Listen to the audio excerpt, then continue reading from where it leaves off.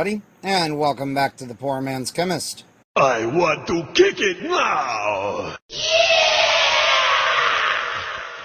In this video, we continue our exploration of organic chemistry, picking it up with the beginning of Chapter 5, where we are going to get into all manners of stereochemistry. Get ready for a lot of isomers. Oh, you suffer beautifully. Now, before we begin, my usual appeal for donations. This project is 100% supported by viewer donations. I know! I've heard it all 1,000 times! Your support is what allows me to take the time to do all the research, put all these things together, make sure I've got all the material organized, make the videos, and get them out to you in a reasonable amount of time. I think we've been doing pretty good so far. I mean, we've made it through 4 chapters and I think a little over a month, so we're making good progress. This is the last chapter you have to get through before you get into synthesis 2 and functional group interconversion and reaction mechanisms, so we're almost there.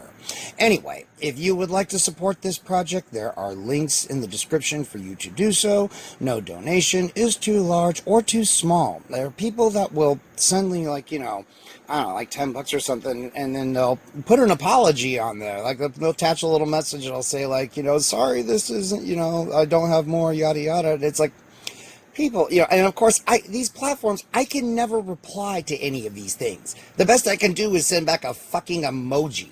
It's like, it'd be really nice if I could type out a response to the person who just sent me money so I could tell them, please don't apologize for sending this channel money.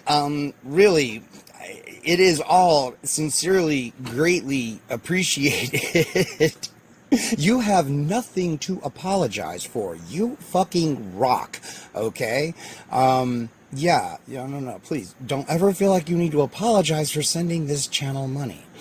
Anyway, let's pick it up. So, here we go. Chirality and stereochemistry. Now, I've already introduced you to this concept a few videos ago, but we're going to go through this bit by bit in excruciating detail. Chirality is a phenomena that pervades the universe. How can we know whether a particular object is chiral or achiral? Well, chiral means handedness, okay? And just like a hand, we can tell if an object is chiral by examining an object in its mirror image. If it's not superposable over its mirror image, then it is chiral. Now, what do we mean? It's not superimposable. You can superimpose one image on top of another all you want to. It doesn't make them the same thing.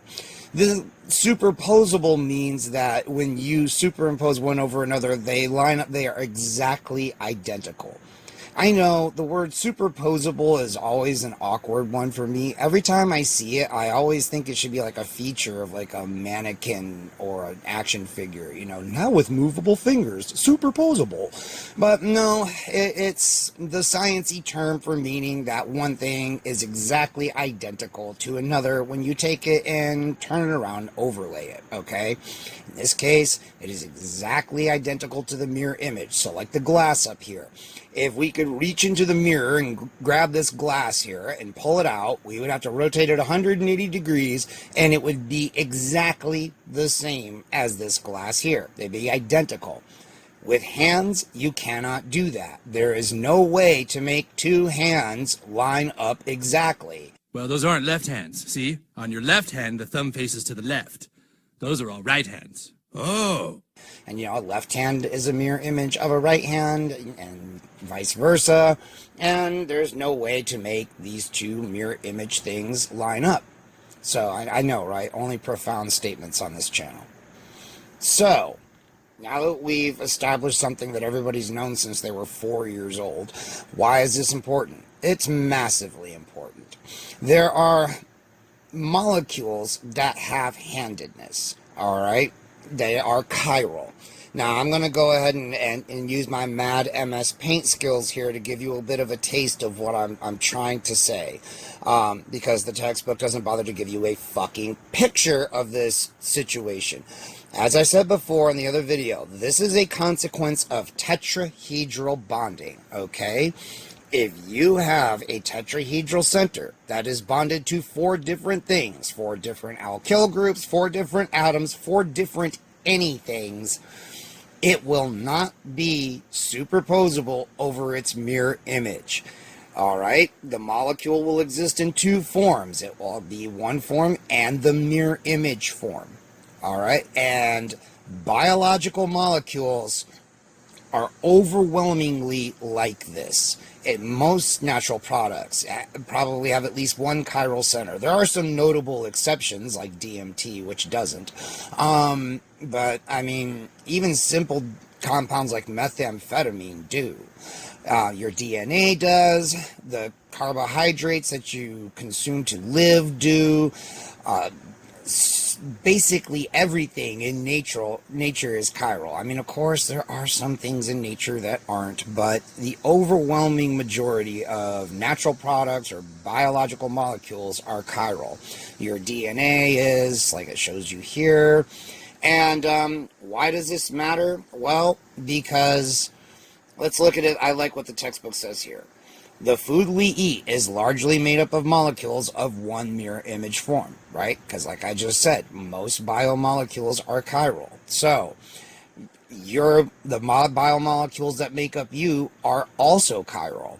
If we were to eat food that was somehow made of molecules with the unnatural mirror image form, we would likely starve because the enzymes in our bodies are chiral and preferentially react with the natural mirror image form of their substrates. If I recall correctly, this was actually exploited to make like some kind of 0-calorie food, because in some cases, although people say that the taste isn't the same, and that's actually kind of what we would expect since your taste buds, the receptors on your taste buds are also chiral. But there are some mirror images of natural compounds where the taste is close enough to where you can eat it, but it has basically no calories because your body can't metabolize it. So it just passes right through you.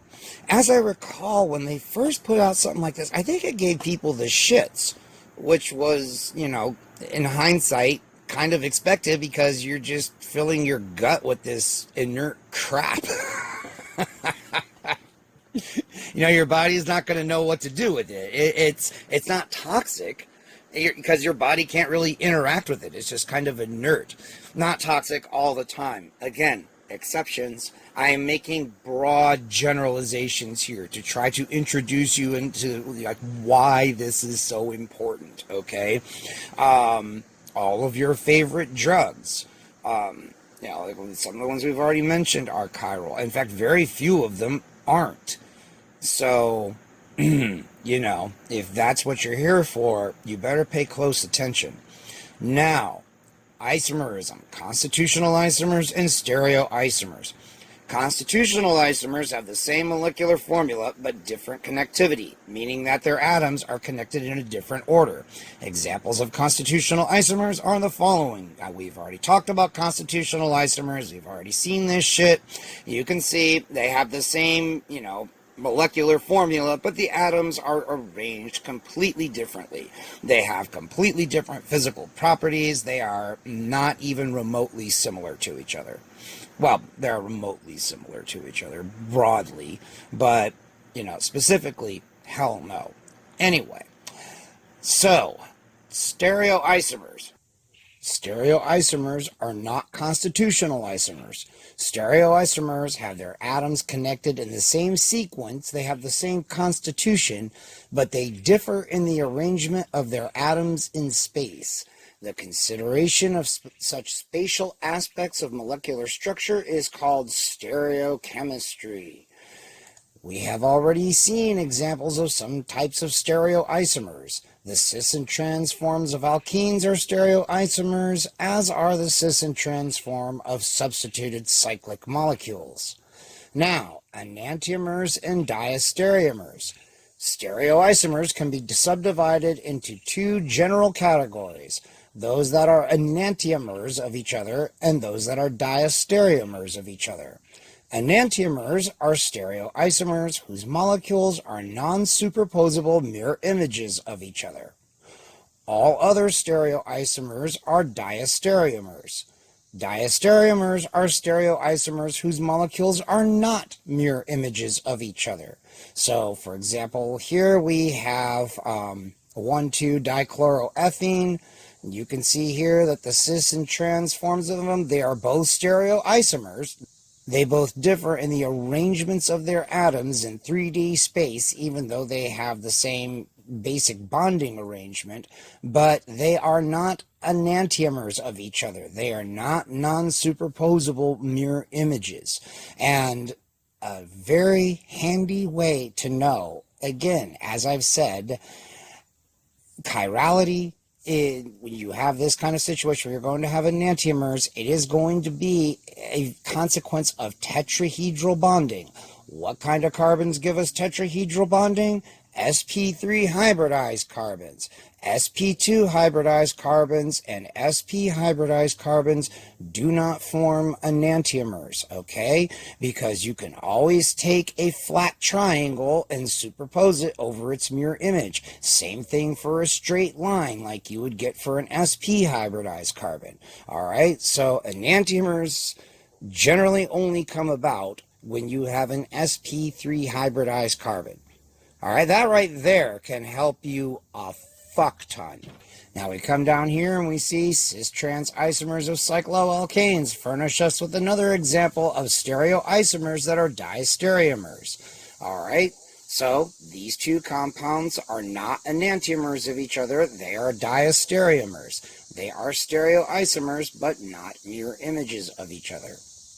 Now, let's keep moving on. So you see here they give you a happy little graphical representation here, a little flow chart, subdivision of isomers, just summarizes what we've already said. Now, enantiomers and chiral molecules.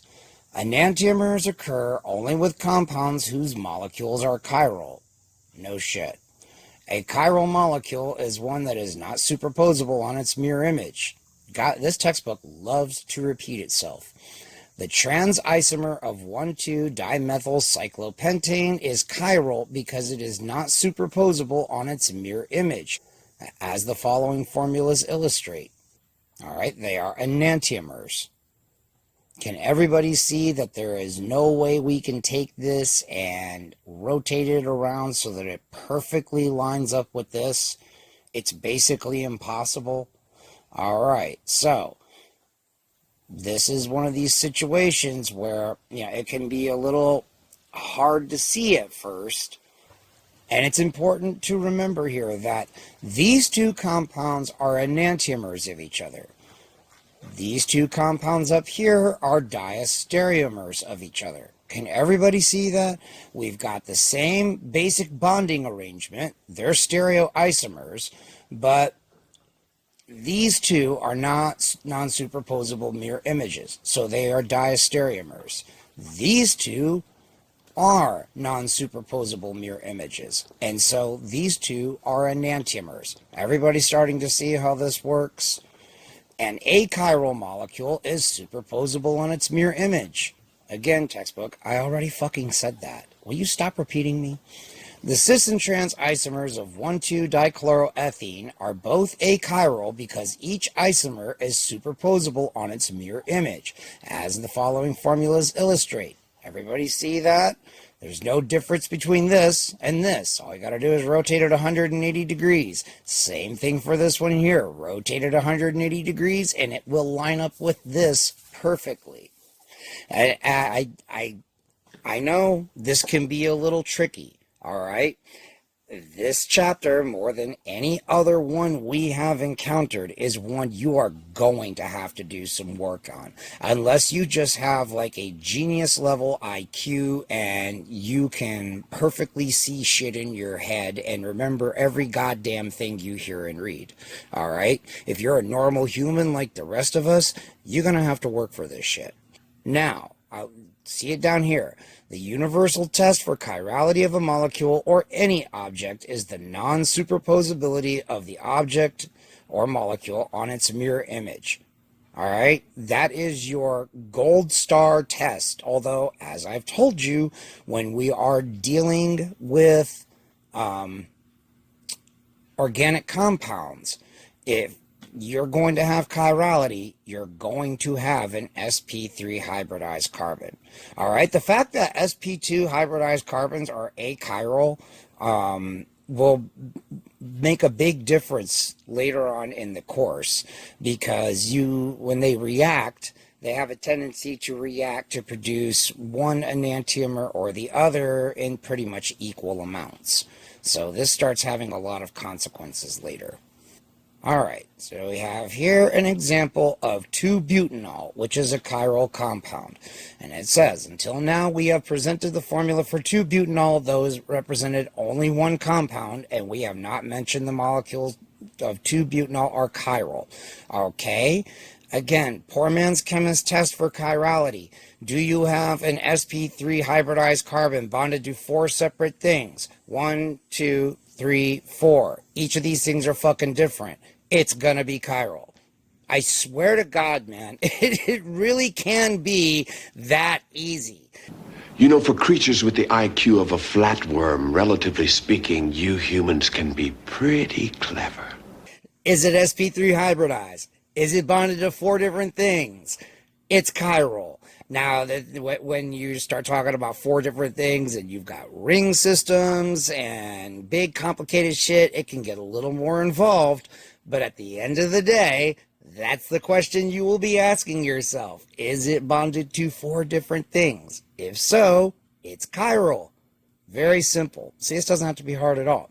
And you can see they finally give you a picture, how many pages into this chapter now, of this situation. 4 different things. 4 different things. Not superposable over its mirror image. No matter which way you rotate it, you have to break some bonds. Okay? Making these 2 separate chemical compounds. They are not the same. They are 2 different things. All right? You got to get that burned into your mind right now.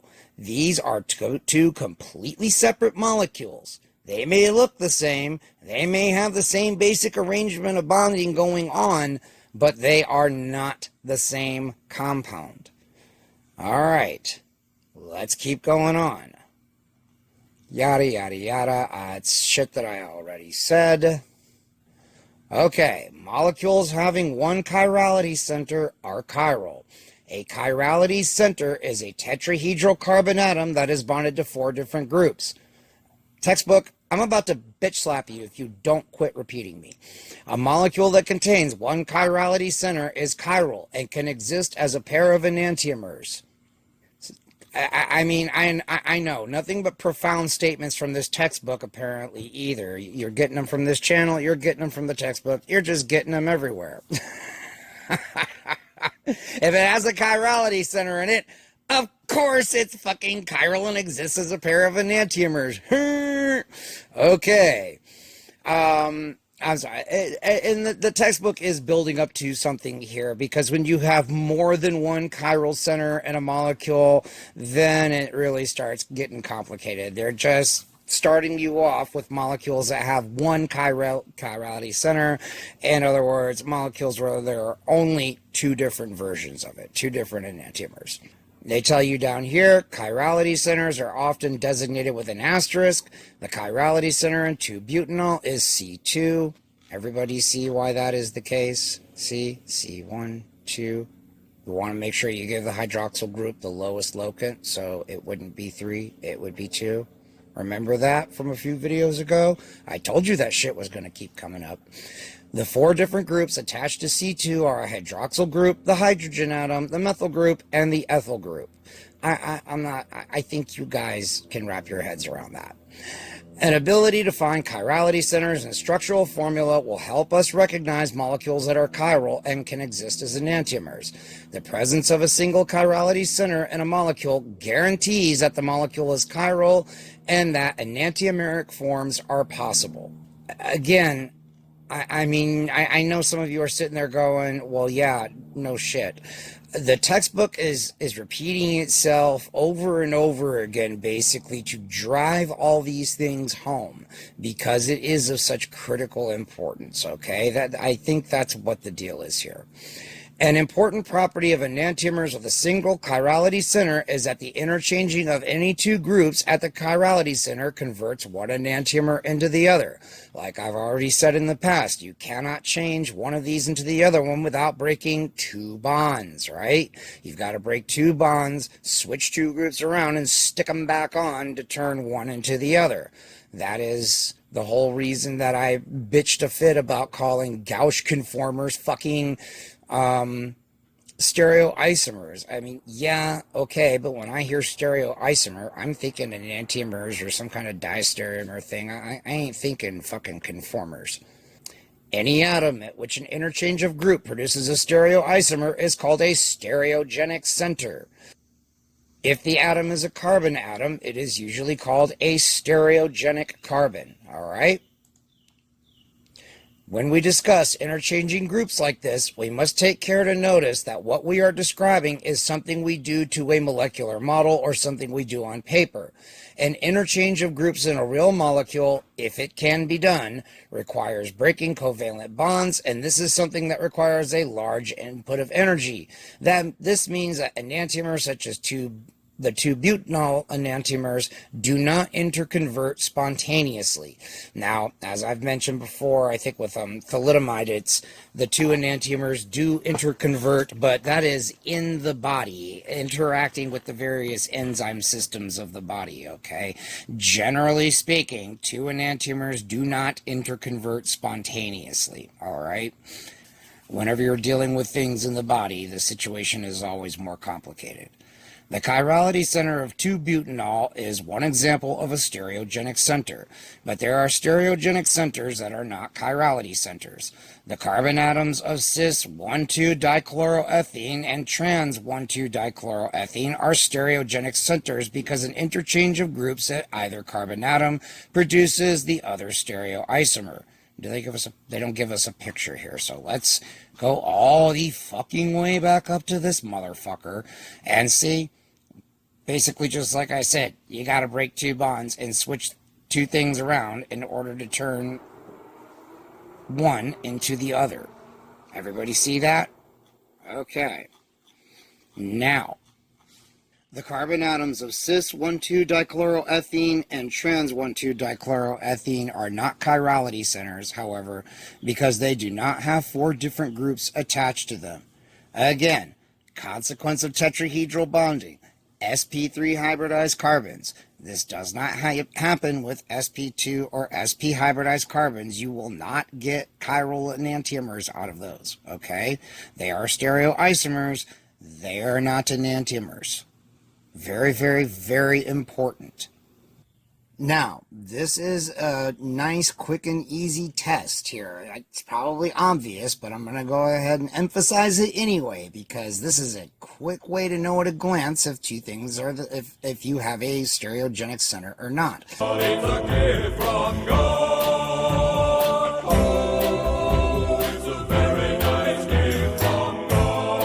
If all the tetrahedral atoms in a molecule have two or more groups attached that are the same, the molecule does not have a chirality center. The molecule is superposable on its mirror image and is an achiral molecule. All right? So anywhere you see a molecule that has sp3 hybridized carbon and it's got two of the same thing stuck to it, you automatically know it is not a stereogenic carbon. All right? This is how we can tell at a glance that pseudoephedrine has a stereogenic carbon at the benzylic carbon, whereas amphetamine does not have a stereogenic carbon at that carbon because it has two hydrogen atoms stuck on it. So we have gone from a chiral center to an achiral center. Yes, stereochemistry matters in everything you people like to think about. An example of a molecule like this is 2-propanol. Carbon atoms 1 and 3 bear identical hydrogen atoms, and the central atom bears two identical methyl groups. Everybody see that? So this carbon here, because it's got one methyl group and another methyl group on it, two of the same thing, we can instantly tell in a glance that this fucker is achiral. There are no enantiomers here. This is an achiral molecule. Everybody see that? See, this can actually be kind of easy. It doesn't need to be overly complicated. If you just remember these general rules, you'll be able to tell without too much effort if you are looking at a stereogenic atom or not. All right? And it all comes down just to a consequence of geometry. That's all this is. And I think this is a good place to stop. This gives you a fuck ton of material to wrap your minds around and try to digest. We will pick it up in the next video with 5.4a, tetrahedral versus trigonal stereogenic centers. Please don't roll your eyes and think, well, come on, it's just, you already told us this. No, man.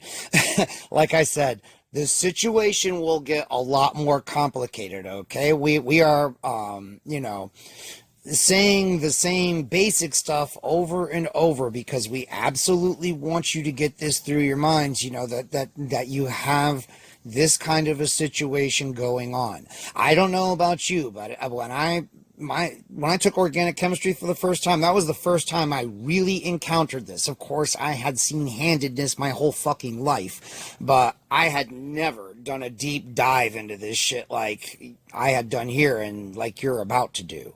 So yes, it's not like we're just wasting time saying very simple things over and over again. The situation will get dramatically more complicated as we go on. So if you liked that video, give it a thumbs up. If you didn't like it, well, you're really probably not going to like the next one either, and you're just impossible to please. Subscribe, comment, share the video, donate some money, please. And until the next one, y'all, I will see you later.